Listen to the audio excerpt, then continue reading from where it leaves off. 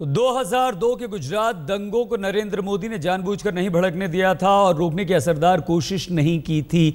ये जो आरोप थे वो आरोप एक बार फिर से नरेंद्र मोदी पर खारिज हो चुके हैं। यानी कि अहमदाबाद की मेट्रोपॉलिटन अदालत ने एसआईटी की क्लोजर रिपोर्ट को सही मानते हुए नरेंद्र मोदी को क्लीन चिट दे दी है। दीपक शर्मा हमारे संवाददाता इस वक्त हमारे साथ हैं। दीपक, राघवन जो बात बता रहे थे कि किसी तरह के कोई सबूत नहीं थे और उसी के आधार पर हमने नरेंद्र मोदी के खिलाफ कोई आपराधिक केस नहीं चलाने की बात कही थी, क्लोजर रिपोर्ट दाखिल की थी। आप राघवन को जानते भी हैं, किस तरह से ये पूरे मामले की जांच पड़ताल हुई थी, कैसे नरेंद्र मोदी को एसआईटी ने उस वक्त क्लीन चिट दी थी जिस पर आज अहमदाबाद की अदालत ने भी दीपक मोहर लगाई?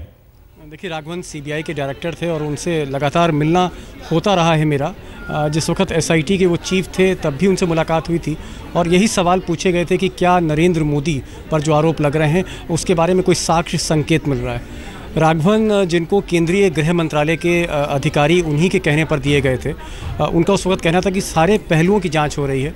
जब एसआईटी की जांच पूरी हुई थी और क्लीन चिट मोदी को दी थी तो मेरी उनसे बात हुई और उनका ये कहना था उस वक्त कि we are open to all sorts of inquiry, subsequent inquiry. Hindi नहीं समझते हैं, चेन्नई के रहने वाले हैं। उनका ये कहना था कि सारे विकल्प खुले हैं, अगर ये हाई कोर्ट में जाएं या किसी भी कोर्ट में जाएं, हमने जो जांच की है सारे पहलुओं को हमने देखा है। और मुझे लगता है कि आज राघवन की जो उस जांच का जो नतीजा था उस पर आज मोहर लगी। जो दूसरी बात आपने सईद कही है कि इतनी बड़ी राहत, मुझे लगता है कि आज का दिन कुछ इत्तेफाक है कि मिक्स्ड रिएक्शन होंगे, मिश्रित प्रतिक्रियाएं होंगी, क्योंकि जहां एक राहत मिल रही है वहीं स्नूपिंग गेट में केंद्र सरकार ने एक नई जांच, एक नया मोर्चा खोला है। तो ऐसा नहीं कह सकते हैं कि पूरी तरह से राहत में होंगे। मिश्रित प्रतिक्रियाओं का दिन है मोदी के लिए आज। जी, आगे और रास्ते हो सकते हैं ज़किया जाफरी के पास, दीपक जी, अदालत में जाने के, सब कुछ हो सकता है। लेकिन ये जो एसआईटी की रिपोर्ट पर अहमदाबाद की अदालत ने मोहर लगाई है और आपराधिक केस अब कम से कम इस ज़किया जाफरी की याचिका पर और इस फैसले को जो वो चाहती थी वो तो नहीं चल सकता कि दंगा भड़कने दिया उन्होंने, नरेंद्र मोदी ने उसे रोकने की असरदार कोई कोशिश नहीं की। क्या ये नरेंद्र मोदी को और ज़्यादा उनके केस को अगर आगे भी ज़किया जाफरी या उनके विरोधी जाते हैं अदालत में तो मजबूत नहीं करेगा? दीपक, देखिए, अगर ज़किया का जो विकल्प है वो खुला है, वो अब हाई कोर्ट में जा सकती हैं और वहाँ फिर से इस एसआईटी की जांच को रिव्यू करा सकती हैं।